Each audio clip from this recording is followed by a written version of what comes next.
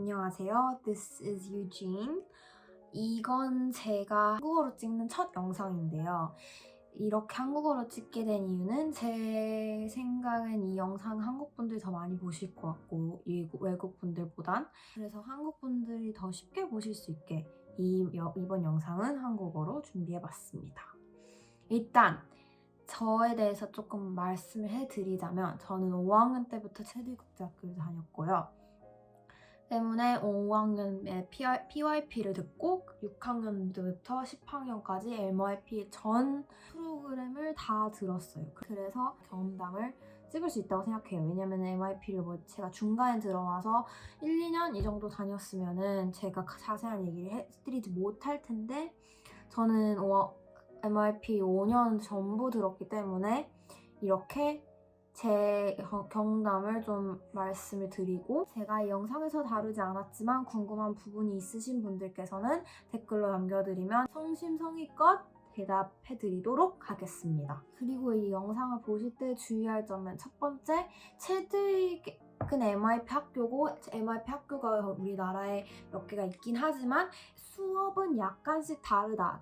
그러니까 프로그램은 똑같기 때문에 전체적인 수업 방식과 이런 건 다 똑같지만 제공되는 수업이 달라요. 예를 들어서 과학은 체대에서 같은 경우는 과학밖에 없는데 뭐 SFS 제 친구는 캠 이렇게 들었다고 하더라고요. 캠을 뭐 반학기를 듣고 피직스를 반학기를 듣고 이런 식으로. 저희 학교 과학 시간에도 당연히 물리, 화학, 생물학 이렇게 모두 커버를 하긴 하지만 이렇게 나누어져서 수업이 있는 건 아니라는 점, 뭐 이렇게 약간씩 다른 부분이 있기 때문에 거의 제가 하는 모든 내용이 MYP 과정을 제공하는 모든 국제학교에 비슷하긴 할 테지만 약간씩 다른 점도 있을 수 있다는 점. 그리고 두 번째, 이거는 제 경험담이기 때문에 사람들마다 느끼는 바가 다르기 때문에 제 경험이 모든 걸 대변해 줄 수는 없다는 점, 이 두 점 유의하고 보시면 좋겠습니다. 일단 첫 번째, 그레이딩 시스템 어떻게 저희 점수가 매겨지는지 그리고 리포트에 어떤 식으로 나오는지에 대해서 먼저 말해보도록 할게요. 제가 이걸 짚고 넘어가지 않으면 뒤에서 제가 과제에 대한 얘기를 할 수가 없어서 과제는 크게 formative 그리고 summative로 나뉘는데 formative는 점수가 나오는 경우도 있고 그러니까 그 formative와 summative 둘 다 총점 만점을 받을 수 있는 건 8점이에요. 그리고 레인지는 1, 2점, 3, 4점, 5, 6점, 7, 8점 이런 식으로 나뉘고 각 점수 레인지마다 일단 그 formative와 summative 두 개 이렇게 있는데 summative가 좀 더 중요한 거긴 해요. 왜냐면 summative 점수가 만약에 formative 못 봤는데 summative 잘 봤어. 그러면은 그냥 summative 점수가 파이널 점수인 거거든요. 그 유닛에서는 그 배우는 그 비슷한 종류에서는 근데 또 이것도 중요해요. 그렇다고 formative를 그냥 버리면 안 돼요. 왜냐면 formative를 잘 봤는데 summative를 못 봤어요. 물론 summative 점수가 그렇다고 올라가진 않아요. 근데 마지막에 학년이 끝났을 때 리포트 카드가 나올 때 성적표가 나올 때 선생님이 그걸 감안을 해주세요. 이게 왜냐면은 IB는 모든 게 best fit에 대한 게 가장 중요해서 이게 무슨 말이냐면 마지막에 점수가 나올 때도 이게 평균돼서 나오는 게 아니고 만약에 내 점수가 이렇게 올라갔어요. 그러면은 그 올라간 점수가 내 최종 점수가 되는 거고 만약에 내려갔어. 그럼 한 중간 정도가 내 최종 점수가 되는 거예요. 이게 내가 얼마나 발전하느냐를 MYP는 가장 많이 봐요. 그렇기 때문에 점수를 처음에 못 봤다고 좌절할 필요 없어요. 그냥 마지막에 올리면 되거든요. 그래서 제 친구들과 거의 모든 MYP 학생들은 마지막 서머티브를 가장 중요하게 여겨요. 이렇게 그래서 formative와 summative 두 가지가 있고 근데 이 두 개가 있긴 하지만 formative가 아니어도 summative가 아니어도 선생님은 항상 수업 시간에 이 애가 어떻게 하고 있는지 보고 계세요. 그렇기 때문에 항상 열심히 하는 게 중요해요. 이게 formative가 아니다. 이게 아무것도 아니다. 이래서 그냥 그걸 놔버리면 안 되고 물론 같은 예를 들어서 내가 사회에 그냥 숙제가 있고 수학에 서머티브가 있다. 그러면 수학의 서머티브에 더 힘을 쏟는 게 맞긴 맞는데 그렇다고 사회의 숙제를 아예 버려버리면 안 된다는 그런 뜻입니다. 그리고 제가 아까 말씀드린 그 심사 기준과 비슷한 크라이테리아 같은 경우는 모든 과목에는 criteria A, B, C, D가 있고요. 이 A, B, C, D는 과목별로 다 다르기 때문에 제가 또 이건 어떻다 이렇게 정확히 얘기해드릴 수는 없어요. 여기 지금 이 부분에서는 이 A, B, C, D를 총합해서 이 A, B, C 총합해서 나누기 4 한 다음에 나오는 점수 그걸 반올림한 점수가 저의 최종 점수가 되는 거예요. 7 곱하기 4 하면 28이잖아요. 그러니까 28점 이상이면 다 최종 점수는 7로 나와요. 왜냐면 최종 점수는 8이 없거든요. 그러니까 점수를 이런 서머티브 포머티브에서 점수를 매길 때는 8점이 만점이지만 리포트 카드에 나오는 총점은 7점이 만점이에요. ABC 점수는 다 성적표에 나오긴 하지만 이게 나중에 대학 내는 트랜스크립트에는 이 파이널 점수 이걸 총점에서 4로 나눈 그 점수만 나온다는 점이 가장 중요한 부분 중에 하나예요. 성적과 이 그레이딩 시스템에 대해서는. 그럼 교과목에 대해서 또 얘기를 해볼게요. 일단 교과목은 영어, 왜냐면 영어가 저희에서는 한국 학교에 국어 있는 것 같이 국제학교에서는 영어가 국어니까. 그리고 제2외국어, 사회, 수학, 과학, 예술이라 해야 되나? 예술, 미술, 그리고 체육, 그리고 디자인 이렇게 있어요. 좀 더 특별한 과목들에 대해서 먼저 얘기를 해볼게요.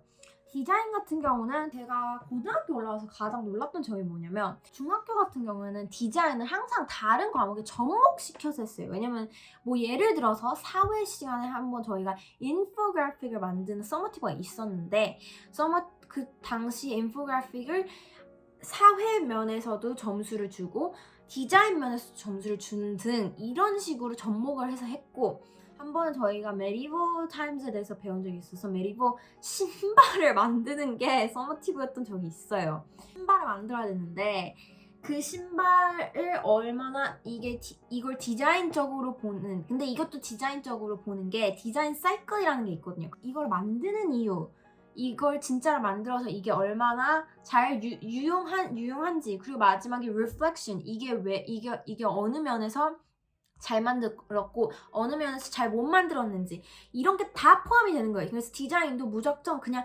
외형만 잘 만든다고 점수 잘 받는 게 아니에요. 그가 앞에 프로세스를 잘 쓰는 것도 엄청 중요해요. 그래서 이렇게 신발 만드는 게 서머티브였던 경우가 있어요. 그래서 사회 면에서는 옛날 메리버 타임즈에 어떻게 이 신발이 내가 디자인한 이 신발이 사회적 지위를 보여줬는가 이런 거에 대해서 말하고 이런 거에 대해서 설득력 있게 쓰는 게 사회면이었고 디자인 면에선 제가 앞에서 얘기한 뭐 이걸 왜 만드느냐 이거의 purpose 이걸 만드는 이유는 무엇이냐 이게 어떻게 도움이 될 거냐 이건 어떠한 재료를 쓸 것이냐 이런 게 다 디자인 면에 들어갔고요.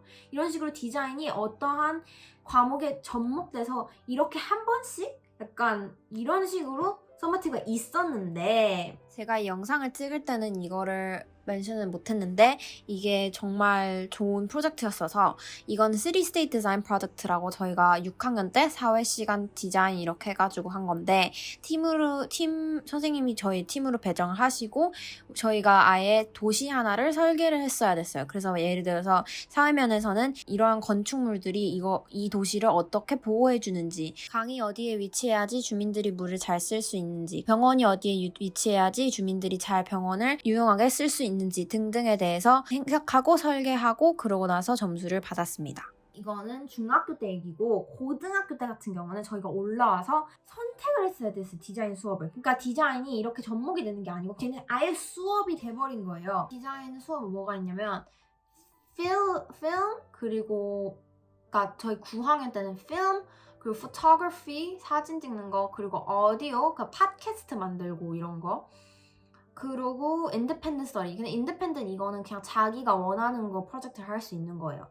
이렇게 있었는데 저는 오디오 들었거든요. 왜냐면 제가 팟캐스트 저희 학교 팟캐스트 클럽에 당시에 있었어서 클럽에 대한 워크를 해도 그 디자인 크레딧을 받을 수 있다라고 하셔서 그렇게 듣게 됐고 오디오는 같은 경우는 그 그라지 밴드를 어떻게 약간 사용하는지 그리고 이런 오디오 장비들 같은 거 이런 그 사운드를 컨트롤하는 보드를 어떻게 사용하는지 그런 거에 대해서 좀 배웠고요. 10학년 때는 제가 theater production을 들었어요. 연극 연출. 이거는 제가 저번 영상에 제 연극 연출 파이널 그 비디오를 올린 적 있는데 그걸 보러 가시고 만약에 안 보셨다면 그거에서 되게 많이 보실 수 있어요. 제가 거기에 제가 1년 동안 한 게 거의 다 들어있거든요. 그러니까 한번 보러 가세요. 만약에 궁금하시다면 연극 연출에선 이런 걸 배운답니다. 연극 연출 외에는 거기에 또 써져 있는데 다시 그냥 말씀드릴게요. 연극 연출은 시각적, 청각적 연출을 공부하는 반이 있었고 그리고 필름이 제가 아까 얘기한 필름이 있었고 그리고 인디펜던트 스터디가 또 있었어요. 그건 9학년과 같이 거의 똑같이 시각적, 청각적 그 Visual and Sound Presentation이었거든요. 이 클래스 이름이. 그래서 원래는 그러니까 9학년에서 있었던 Audio랑 Photography를 합쳐버린 거예요. 왜냐면 사람이 Audio가 많이 없었거든요. 그래서 합쳐서 그냥 수업을 했고 그 합쳐서 하면 조금 약간 덜 effective 할 것 같고 그래가지고 그거 안 듣고 저는 Theater Production 들었어요. 그리고 제가 그 전부터 Theater Production 그 연극 연출 클럽에 들어있기도 했거든요. 근데 코로나 터지면서 연극 연출 클럽에서 활동을 할 수가 없어서 근데 그거 하면 조금 더 배울 수도 있고 활동도 할 수 있으니까 그래서 그걸 듣게 됐고 엄청 재밌었어요. 그래서 Theater Production 강추.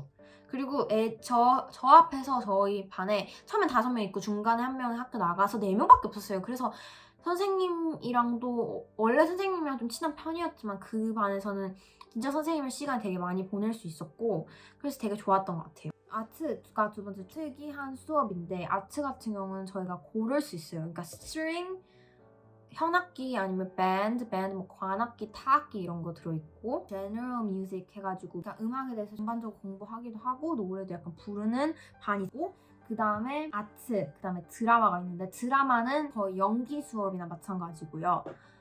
아트에서도 아트는 제가 아트를 듣는데 아트는 진짜 미술 수업이에요. 근데 다 모든 수업의 공통점이 이게 진짜 그냥 미술에서 그리기를 잘한다. 이래서 점수를 잘 받는 것도 아니고 내가 현악기를 하는데 바이올린 진짜 기가 막히게 킨다. 이런다고 점수 잘 받는 것도 아니고 드라마에서 연기를 너무 잘한다. 이래서 점수를 잘 받는 것도 아니에요. 물론 ABCD 중에서 그 중에 하나는 진짜 거의 그냥 실력 베이스여가지고 그 중에 크라이테리언 중에 하나에선 실력을 그렇게 뽐내면 점수 잘 받을 수 있어요. 근데 나머지에서는 또 진짜 reflection 내가 이거 해서 어떠했는지 나에 대해 내가 경험에서 쓰는 거 이런 거가 되게 많이 들어있기 때문에 MIP 이거 진짜 MIP의 특징이거든요. 이거는 과정을 되게 많이 봐요. 그래서 이런 플래닝 이거 제가 아트 같은 경우에서도 내가 리서치를 얼마나 잘했는지 이것도 전부 다 들어가기 때문에 물론 바이올린 몇 년씩 배웠어요. 그럼 당연히 스트링스 들어가야 되긴 하는데 내가 미술을 하려고 했는데 미술 내가 너무 기가 막히게 잘 그린다 이런 한 이유만으로 미술을 들을 건 아니라는 그런 얘기입니다. 6, 7학년 같은 경우는 그 미술 그리고 스트링이나 밴드 텍 1 그리고 드라마 이런 식으로 1년을 3분기로 나눠서 한 분기는 예를 들어 미술하고 한 분기는 스트링이나 밴드하고 한 분기는 드라마하고 이런 식으로 돌아가면서 해요 학생들이 6, 7학년은 왜냐면 6, 7학년들한테 더 경험을 쌓을 기회를 주기 위해서 근데 8학년 때는 그 중에 하나 골라야 되고 9학년, 10학년도 마찬가지랍니다. 아트에 대해서 짚고 넘어가야 될 점은 아트는 다른 과목과 다르게 다른 과목들은 뭐 예를 들어서 사회에서 이 사회 문제에 대해서 배우고 그 다음에 과제가 있고 이런 식으로 약간 띄엄띄엄 과제가 있는데 아트인 경우는 아트 한 서머티브 끝나면 다음 서머티브 끝나면 다음 거 끝나면 다음 거 끝나면 다음 거 계속 끊임없이 있어요. 아트 같은 경우는 왜냐면 선생님이 그런 서머티브를 디벨롭하는 과정에서 스킬을 가르쳐 주시면서 피드백을 주시지 스키만 주구장창 가르쳐 주시고 이걸 하라고 과제를 내주시는 게 아니기 때문에 과제가 진짜 끊임없이 있어서 마지막 서머티브가 이번 년 같은 경우는 3월 30일까지였어요. 그래서 4월, 5월 같은 경우는 그냥 거의 계속 연습하는 뭐 이런 비슷한 그런 거 했지 진짜 서머티브 선생님이 이게 서머티브일 거다 하고 한 거는 그게 마지막이어서 엄청 빨리 끝나는 편이에요. 아트는 그만큼 뭐가 앞에 빨리빨리 했기 때문에 빨리빨리 끝납니다. 이제 좀 약간 스탠디한 수업들에 대해서 얘기를 해볼게요. 일단 영어 같은 경우는 2가지 레벨로 나뉘는데 그건 영어 습득과 영어 언어 문학이 있어요. 저는 언어 문학반에 있었고 언어 문학이 조금 더 영어를 자유롭게 할 수 있는 애들이 배치되는 반이에요.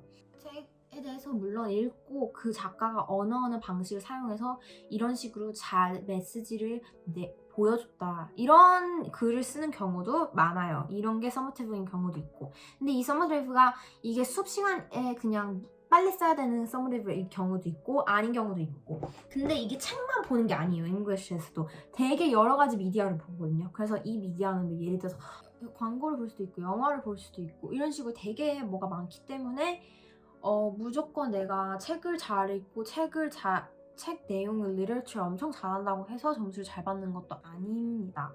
저는 오히려 그냥 광고 보고 광고를 파악하고 이런 게 좀 더 잘 맞아서 저는 그런 거에 더 흥미를 느끼기도 했고 7학년 때 같은 경우는 디베이트를 한 적도 있어요. 디베이트 한 개 서머리인 경우도 있었고 책에 대해서 책을 읽고 그 책을 완벽히 이해를 해야 되는 경우도 있어요. 왜냐면 그 책에 대해서 책을 읽은 같은 그룹의 아이들과 대화를 하면서 그 책을 좀 더 explore 하는 게 서머티브인 경우도 있거든요. 이런 경우에는 거의 선생님이 거기 앉아 있으진 않고 저희끼리 얘기하는 영상을 찍은 다음에 그 영상을 나중에 선생님이 보신 다음에 점수를 주시는 경우도 있어요. 이거는 8학년 때, 7학년 때, 9학년 때도 이런 서머티브를 했어요.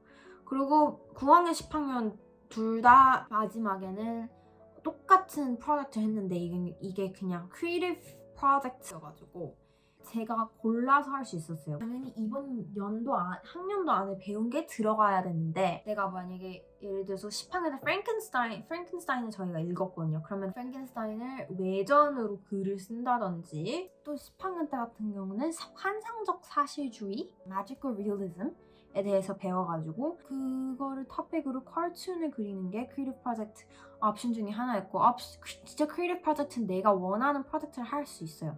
이건 선생님이랑 물론 컨펌을 받아야 되지만 그런 서머티브도 있다. 그렇기 때문에 다방면으로 여러 미디어에 노출되는 게 엄청 중요하다. 잉글리시는 선생님한테 피드백을 엄청 많이 받아야 돼요. 왜냐면 이게 결국에 선생님이 그레이드를 하시는 거기 때문에 그리고 선생님이 크리티를 잘 알고 계시기 때문에 선생님이 가장 퍼펙트한 게 뭔지 알고 계신단 말이에요. 그러니까 글을 쓰던지 뭘 그리던지 이런 거를 다 선생님한테 중간중간 계속 선생님과 소통을 하면서 피드백을 받는 게 가장 중요합니다. 잉글에서는. 미ddleschool 같은 경우도 잉글리시 수업은 거의 비슷하게 진행이 돼요. 그 다음에 제2외국어 같은 경우는 그리고 사회. 솔직히 사회는 약간 이것저것 다 너무 중요합니다. 문제는 MRP만의 그런 특별한 거에 대해서 IB만